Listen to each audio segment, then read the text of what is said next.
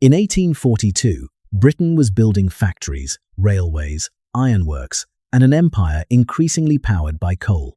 But beneath that progress, children were working underground. Some spent long hours in darkness opening ventilation doors. Others crawled through cramped passages hauling coal toward the surface. Mines flooded. Gas collected in tunnels. Roofs collapsed. Explosions could turn an ordinary shift into a grave. And every cart that reached daylight helped keep the world above moving. Coal fed furnaces. It drove steam engines. It moved locomotives, heated cities, and would soon help carry ships across an empire. To the people above ground, it looked like progress. To those below, progress could mean descending farther into darkness. That was the paradox hidden inside the Coal Age. This black rock helped free machines from some of nature's oldest limits, but extracting enough of it demanded generations of workers enter places most of the people benefiting from coal would never see. So how did something buried beneath the earth become powerful enough to build factories, move empires, and reshape civilization? And what else had to be buried before coal could become the fuel of progress? Humans were burning coal thousands of years before anyone imagined a steam engine. Around 330, 600 years ago, at Jiran-Teguku in what is now Xinjiang, northwestern China, people were already using coal systematically. Archaeologists have found coal ash on house floors, piles of unburned coal stored in pits, fragments beside furnaces, and evidence that people were selecting particular coal sources rather than simply picking up whatever black stone happened to lie nearby. Picture the scene. A household fire is already burning. Wood is valuable, and the surrounding landscape cannot supply it forever. Someone feeds dark lumps into the hearth. They catch, glow, and keep giving off heat. Nearby, more coal has been deliberately stored for later. Researchers have suggested that growing fuel demand, combined with environmental pressure, may have helped make this alternative increasingly attractive. It sounds like the beginning of the Coal Age. It was not. For centuries afterward, coal remained one fuel among many. People burned wood and charcoal, harnessed animals, turned water wheels, and used wind. Coal could be extremely useful where seams approached the surface, but usefulness was not the same thing as dominance. The real barrier was physical. Coal existed in enormous deposits. Most of it was underground. In Britain, coal had been worked since Roman times. During the medieval and early modern periods, miners often followed seams that came close to the surface. They quarried exposed outcrops, dug shallow shafts, or sank what became known as bell pits. A miner could descend through a narrow shaft, cut coal outward around its base, and continue widening the cavity until the unsupported roof became too dangerous. Then the pit was abandoned, and another shaft opened nearby. From above, a coalfield might look less like one enormous mine than a damaged landscape covered with hollows, spoil heaps, and repeated shafts following a seam no one could see from the surface. But this method had a hard limit. Once the easiest coal had been removed, miners had to chase the seam downward. Greater depth meant more material to lift, longer distances to haul coal, more difficult ventilation, and more rock hanging above workers' heads. And then there was water. Groundwater seeped through cracks. Rain found its way down. A shaft that reached a rich seam could slowly become useless as its lowest workings flooded. Imagine a miner reaching the end of a gallery and seeing water where he should be standing. The coal is still there. Buyers may want it. The mine owner certainly wants it. But wanting coal does not remove thousands of gallons of water from the earth. Buckets could lift some of it. Horses could operate pumps. Drainage tunnels could help where the terrain allowed. But human and animal muscle had limits. That was the boundary coal had not yet broken. For thousands of years, the important question had not been whether the rock could burn. It was how far humans could go to reach enough of it. Then miners began pushing deeper than muscle, gravity, and simple drainage comfortably allowed. And the machine that would become an icon of the Industrial Revolution first entered the story for a remarkably practical reason. The mine was drowning. The first great machine of the Coal Age did not race along railway tracks. It stood beside a mine and pumped water. By the beginning of the 18th century, drainage was becoming an increasingly serious problem in deeper British mines. Horses could turn pumping machinery. Buckets could carry water upward. But there came a point where the cost and difficulty of removing water threatened further expansion. Imagine a working mine after days of seepage. At the bottom of the shaft, muddy water spreads slowly across the floor. A miner swings his pick into the seam, but the ground beneath him is disappearing. The coal is close enough to touch, yet the mine may be lost before workers can remove it. In 1712, Thomas Newcomen demonstrated a practical answer: the atmospheric steam engine. Its purpose was brutally simple. Steam entered a cylinder. The steam was then condensed, creating a pressure difference that allowed atmospheric pressure to push a piston downward. A great beam transferred that movement to pumping equipment reaching into the mine. Again and again, the beam rose and fell. Water that muscles struggled to lift from depth could now be pumped toward daylight. Early Newcomen engines were enormous, slow, and inefficient. The cylinder had to be repeatedly heated and cooled, wasting large amounts of fuel. But beside a coal mine, inefficiency mattered less. Fuel was cheap because the engine was standing almost on top of it. Coal could be burned to operate the pump. The pump could keep the mine dry. A dry mine allowed workers to extract more coal. That coal could then feed more engines. A loop had begun. On the surface, a boiler burns beneath smoke while the beam moves overhead. Far below, water climbs upward through the pumping system. At the same time, miners descend farther into the ground. Every stroke buys access to territory that water had once claimed. The relationship became even more powerful when James Watt began studying why existing steam engines consumed so much fuel. During the 1760s, Watt developed the idea of condensing steam in a separate chamber, rather than repeatedly cooling the main cylinder. He patented his separate condenser in 1769. After his partnership with Matthew Boulton developed in the 1770s, improved steam engines became increasingly practical beyond mine drainage. This mattered because the wastefulness of Newcomen engines had made them easiest to justify where coal itself was already cheap. Greater efficiency weakened that constraint. Steam power could spread farther from the coal field, into waterworks, mills, workshops, factories. But the sequence is easy to miss. The steam engine did not simply appear and begin consuming coal. Coal mining had created one of the problems that made practical steam pumping valuable. Steam then allowed mines to go farther underground. Those mines produced more coal. More coal supported more steam power. One technology accelerated the other. And once coal could help unlock more of its own supply, the old energy limits began to loosen. But pumping mines dry was only one part of the transformation. Coal still needed another partner before it could help construct an industrial civilization. Iron. Coal's next transformation happened in a furnace. In 1709, at Coalbrookdale in Shropshire, Abraham Darby successfully smelted iron using coke made from coal rather than relying on charcoal as the furnace fuel. The distinction sounds technical. Its consequences were not. Iron making had traditionally depended heavily on charcoal, which meant cutting timber and slowly converting wood into a fuel suitable for furnaces. A growing iron industry, therefore, competed with other demands for woodland. Darby's process pointed toward another path.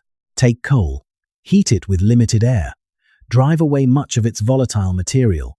What remains is coke, a harder, carbon-rich fuel capable of supporting the demanding conditions inside a blast furnace. Now imagine Coalbrookdale at night. The furnace glows orange against the valley. Workers move across the casting floor. Coke disappears into the furnace with iron ore and flux. Then molten iron runs out in a brilliant stream, bright enough to illuminate faces in the darkness. Coal is no longer merely heating homes or raising water from mines. It is helping produce the metal from which more of the industrial landscape will be built. The change was gradual. Charcoal iron did not disappear overnight, and no single furnace created industrialization. But coke smelting weakened an important constraint. Over the following decades, the Darby family and other ironmasters refined techniques and expanded production. In 1779, the great iron structure across the River Severn at Coalbrookdale was completed. When it opened to traffic soon afterward, people could physically cross a structure made from hundreds of tons of cast iron. The new scale had become visible. But bridges were only the beginning. Iron went into cylinders, boilers, shafts, gears, tools, rails, wheels, mining equipment, and machinery filling workshops and mills. Picture a workshop before the machinery starts. Belts hang loose, wheels are still, tools sit silent. Then the engine begins to move. A shaft turns, belts tighten. One wheel begins spinning, then another. Rows of mechanisms that once would have depended on separate hands, animals, or a convenient river can now move together under one roof. Coal has crossed another threshold. In the mine, it powered equipment that helped reach more fuel. In the furnace, it supported a new basis for iron production. In the engine, heat became motion, and each advance reinforced the others. More coal supported more iron. More iron meant more engines, rails, tools, and mining equipment. More machinery created still greater demand for coal. This was not one invention suddenly creating an industrial civilization. It was a network feeding itself. And that network had an appetite. Every furnace firing, every engine turning, and every new workshop demanded more fuel. So while machines above ground became larger and more productive, another transformation was taking place beneath them. More people had to enter the mines and keep the fuel moving. The darkest transformation in coal did not happen inside a furnace or an engine. It happened to the people sent underground to feed them. In 1842, a British parliamentary investigation forced the country to look into workplaces most consumers never entered. Conditions varied greatly between coalfields. Some mines were better drained or ventilated than others. Some districts did not employ women underground. But elsewhere, investigators found children beginning mine work at ages that seem almost impossible today. One of the simplest jobs was also one of the strangest. A child could work as a trapper. Imagine a boy sitting beside a wooden ventilation door somewhere inside a mine. His job is to open it when workers, horses, or coal tubs approach, then close it again. The door controls airflow through the workings. Leave it open at the wrong time and ventilation may be disrupted. So the child waits. Footsteps echo through the passage. The door opens, a tub passes. The door closes. Then he waits again. Elsewhere, children did not wait beside the coal. They moved it. Parliamentary evidence from parts of Yorkshire described main roadways only 26 or 28 inches high, with some places as low as 22. In passages like these, even a small child could not stand upright. Now put a coal tub behind that child. A belt is fastened around the waist. A chain runs from the belt to the load. The worker moves forward on hands and knees, pulling the tub through mud, water, and rock.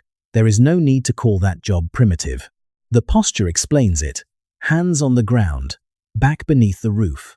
Coal moving behind the body one painful distance at a time. Some workings were wet enough that workers spent much of the shift with water around their feet while more dripped from above. Ventilation could fail. Bad air exhausted workers and extinguished lamps. Inflammable gas could turn a confined passage into the site of an explosion. The hours could also be punishing. The 1,842 evidence recorded children and young people commonly spending 11 or 12 hours at work in some districts, and sometimes considerably longer. These were not marginal details at the edge of industrialization. They were part of the logistics that moved fuel. Someone had to cut coal from the seam. Someone had to haul it through narrow workings. Someone had to operate doors, guide horses, push tubs, and get the coal to the shaft before it could ever reach a furnace, locomotive, or boiler. That was where the celebrated efficiency of industrial machinery became more complicated. A steam engine could replace enormous amounts of pumping effort. It could move machinery with extraordinary regularity. But underground, there were still places where the cheapest available tool was a human body small enough to fit through the space. Then the evidence reached Parliament. The Mines and Collieries Act of 1842 prohibited underground work by women and girls and by boys under 10. On paper, the moral line seems clear. Inside a mining household, the consequences could be less simple. A child's wage or a woman's wage might already be part of the money keeping a family fed.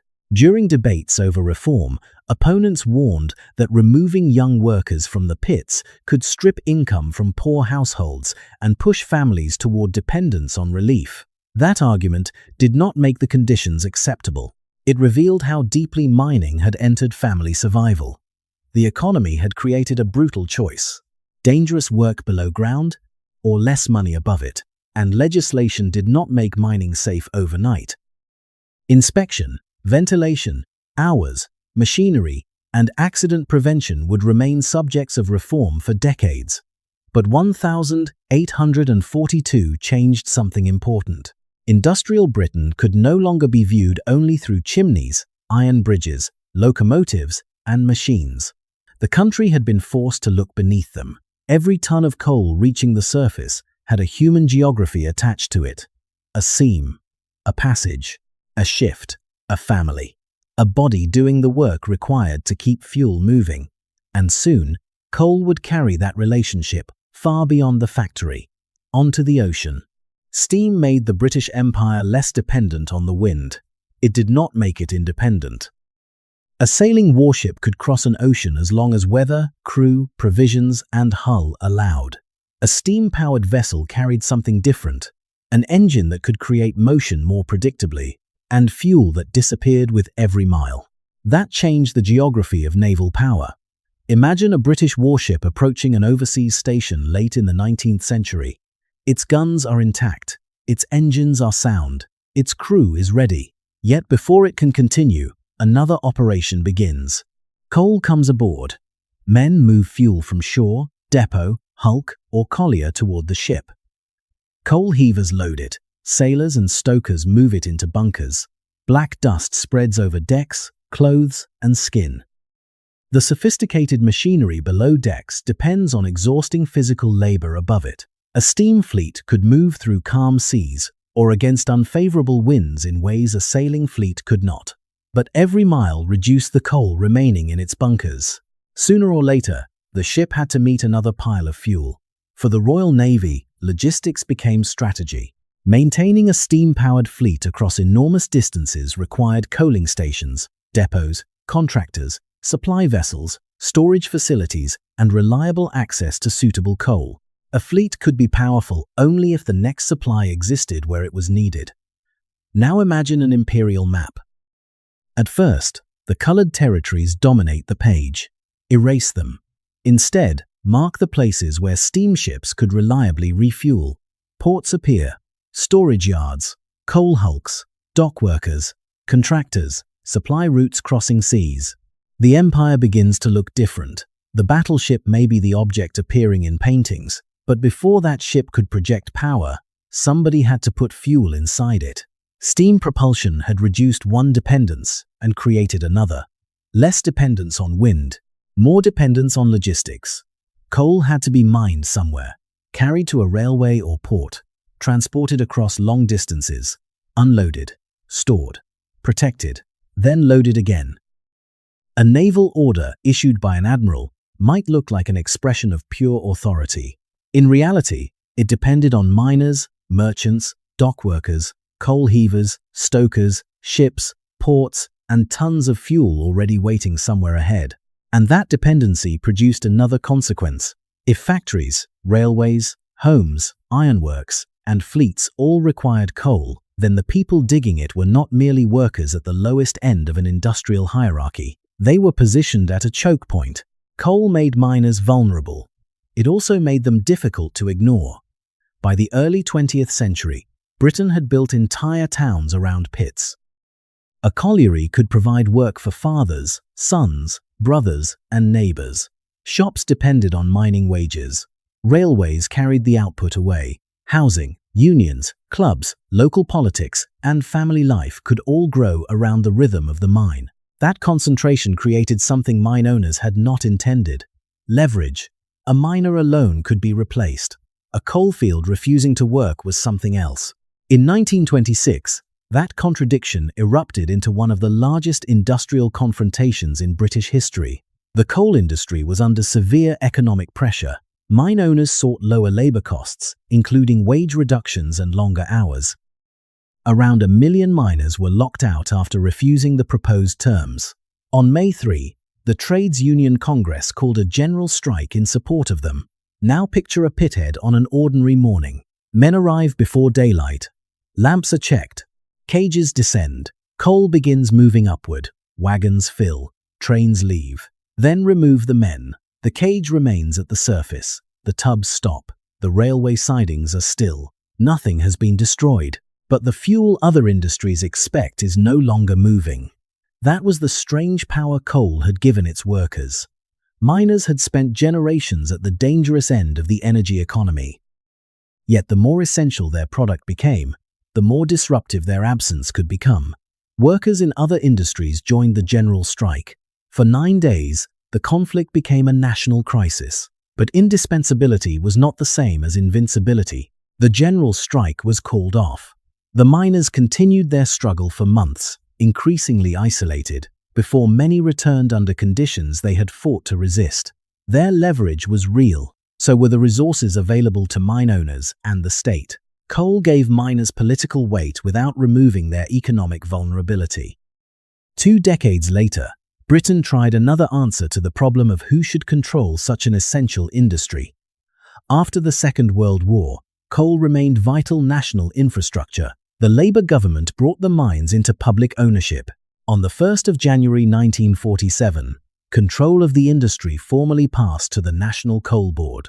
For mining communities, vesting day carried enormous symbolism. Imagine arriving at a colliery where generations had worked for private companies. The pit buildings are familiar. The winding gear is familiar. The shaft is the same shaft. But the ownership above it has changed. The mine now belongs to a national industry. Nationalization promised coordination, modernization, investment, and a different relationship between miners and those controlling the fuel they produced. But it could not change geology. A state-owned seam was still underground. A nationalized roof could still collapse. Coal dust could still enter lungs. Machines could reduce some of the hardest physical tasks, but mining remained a trade shaped by weight, depth, gas, dust, and rock. The owner had changed. Someone still had to go down. And soon Britain discovered that the cost of coal no longer belonged only to those who entered a mine. It was filling the air above entire cities. For most of coal's history, you had to enter a mine to see its cost. Then the cost came into the streets. In December 1952, cold weather settled over London. Domestic coal fires burned across the city. Industrial smoke continued to rise. Then a temperature inversion trapped polluted air close to the ground. The fog thickened. Visibility collapsed. Imagine stepping onto a London street and watching the city vanish only a short distance ahead. Streetlights become dim yellow stains. Vehicles crawl through the murk. People cover their mouths, but there is nowhere to step outside the polluted air. For days, the mixture remained trapped over the capital. About 4,000 deaths were attributed at the time to the Great Smog, while later estimates suggested that the eventual toll may have been considerably higher. The disaster became an important force behind the Clean Air Act of 1956. Coal had crossed another boundary. Its danger was no longer confined to the miner cutting a seam or the stoker feeding a furnace. A person could now suffer from the consequences of coal without ever seeing a mine.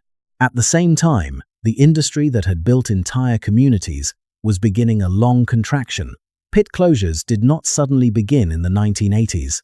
Britain had already experienced major waves of closures and job losses during earlier decades.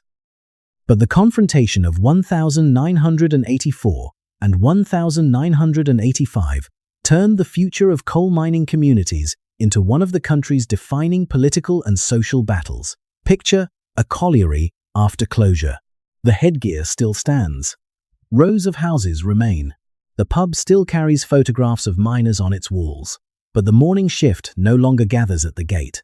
A mine can disappear from production much faster than the economy and identity built around it can disappear from a town. When pits closed, the cost was no longer simply a lost mining job. Businesses lost customers. Young workers looked elsewhere. Families left. Communities that had been created because coal existed beneath them had to discover what remained when that reason disappeared. It would be tempting to end the story there. Britain industrialized with coal. Britain suffered its smoke. Britain fought over its mines. Then Britain moved on, but humanity did not. Much of the coal age changed location. Walk into a modern coal-fired power station, and much of the old imagery is gone. There is no child beside a wooden ventilation door. Coal may arrive by train, ship, or conveyor. Control rooms monitor boilers, turbines, temperature, pressure, and electricity output. Far away, someone switches on a light. The two actions may be separated by hundreds or thousands of miles, and the scale remains enormous. According to the International Energy Agency, global coal demand still increased slightly in 2025. Coal also continued to supply more than 1/3 of the world's electricity generation. The older occupational cost has not disappeared either. Coal workers' pneumoconiosis black lung is caused by inhaling respirable coal mine dust. It is preventable, yet it continues to disable and kill miners. In the United States alone, coal workers' pneumoconiosis appeared on the death certificates of more than 1,700 people between 2020 and 2023. And coal now carries a consequence much harder to see than Victorian soot. Carbon dioxide has no black color hanging over a street. There is no wall of smoke announcing that it has entered the atmosphere. Yet coal combustion remains the largest single source of global carbon dioxide emissions from fuel burning. That may be coal's final transformation.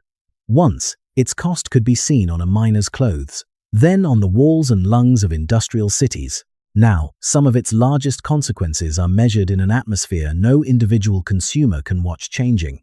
The coal age did not simply end. For many people, it became more distant, which brings the story back to the object itself.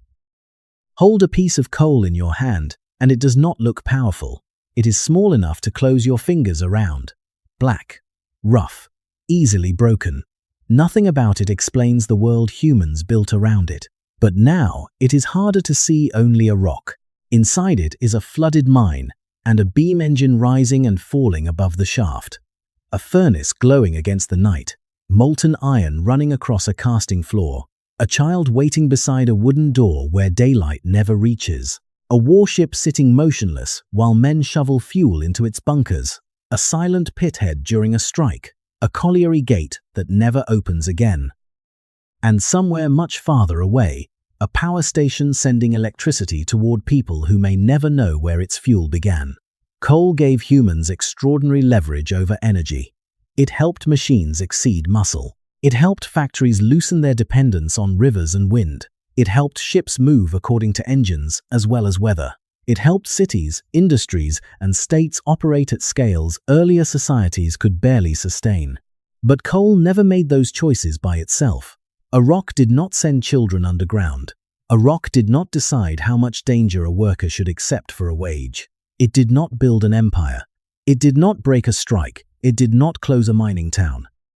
And it did not decide that smoke, dust, or carbon belonged somewhere outside the price of energy. People made those decisions. Governments did. Companies did. Markets did. And millions of ordinary consumers benefited from arrangements whose hardest costs were often placed somewhere they did not have to see. That may be the most revealing thing about coal. The history of energy is never only the history of what humans learn to burn. It is also the history of where they choose to put the consequences. So if you see a piece of coal in a museum, beside an old railway, or in a photograph of a mine, it may still look like nothing more than black stone. But the modern world learned how to pull millions of years of buried energy out of it. The harder question is how much else we chose to bury with it.